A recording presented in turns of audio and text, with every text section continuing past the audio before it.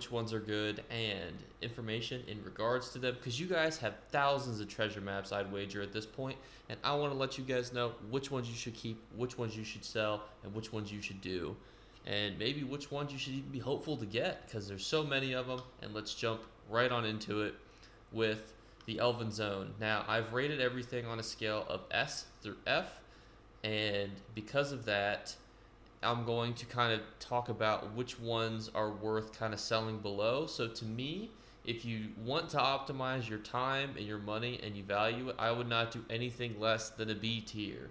If you really enjoy going out and collecting sets, then C and D tier potentially could be for you. Or if you just care about selling, I would really focus on selling everything that's an S through an A.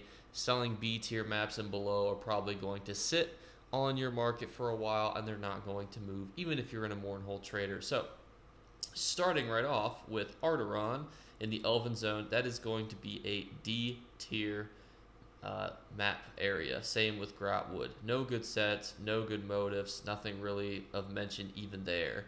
Greenshade, C tier, only because of the set for the Beekeeper, but even that really doesn't even pump it up very highly.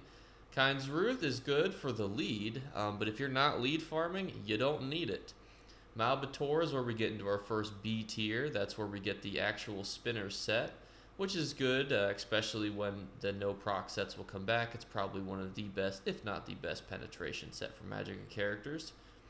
Then we have Reaper's March, about the same on par as the other two. Arteron and Greenshade, nothing there. And then we get into the Daggerfall Covenant. The Daggerfall Covenant, which resides over the top left corner of the map, starts off with a C tier. The Alakir Desert has okay-ish items. The set's very cheap, though, because people farm the Dolems night and day.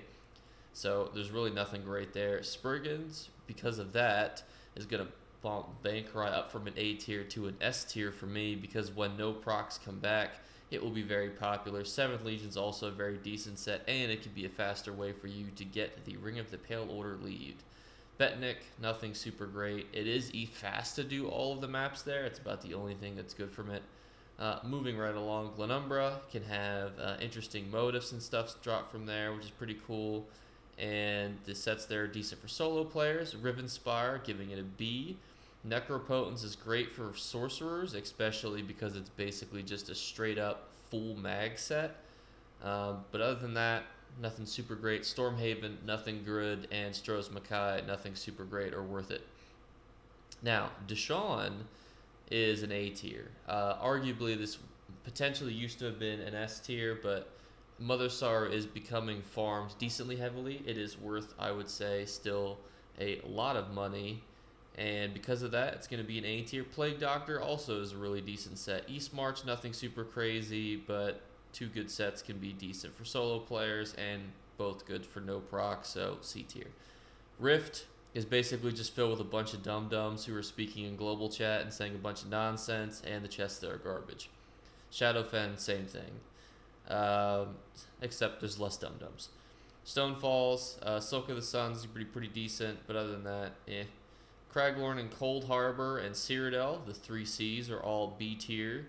The chests there are all pretty decent. The sets there are also pretty decent, and Cyrodiil has really good drops, although the farming there can be a bit Murkmire, Vardenfell, Hrothgar, the Reach are all S tier. They all drop motifs. They have really good sets between Briarheart, Crafty Elfique, Pariah.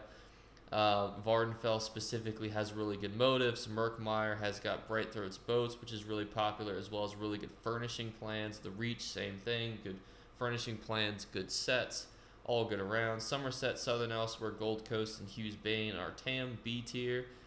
Decent furniture there, decent motive chance. Although really Somerset would be higher if the motive chance was a little higher, but it's pretty garbage. Blackwood is S plus tier because the maps have been selling for 50k plus on the open market, which to me still blows my small boy brain.